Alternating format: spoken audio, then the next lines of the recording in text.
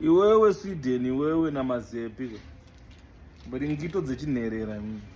Amuna ana sendi muri kutambudzika. Akakunyebera yekuti chingito chinobhadhara. Achakupisa ogena. Tsanokadzi ndako.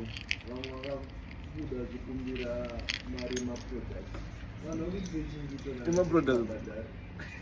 Wata chingito ndani. Anti tsanokadzi.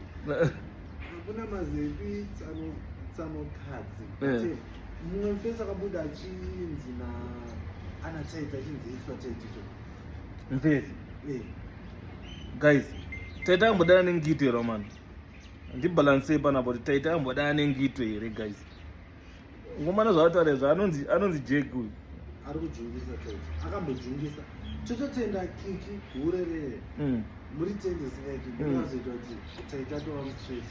Epa pasina hurerere ramunoti kiki rere. Nezvo zvizvi taita rutorowa. Aitolazwa. Anzailazwa kumulazwa. But guys, chingito achibhadhari. Usanyebero guys. Chingito achina mari. Zvoita chinhu zvingito zvechinherera senai nazvo guys. Mazepe Sweden. Nanzi tsanokadzi. Chara nenyaya dzechingito idzi guys. Otherwise chakutera ikoko tikakubhabhatidza ine muzita Jesu. Mukata vanhu kwavo. Unorohwa sei kumulazwa? Saka iwe uri murume ungati utochemberera. Uchemerera murume. Uri murume. Mana tai mushemi. Uraorohwa. Ndachaisa nyumba chema. Ngozungadza wehure inoti zvinoti hure otochema. Ndoni ngoma yeveke kujumwe. Anyways guys, lupa jeziri mahara.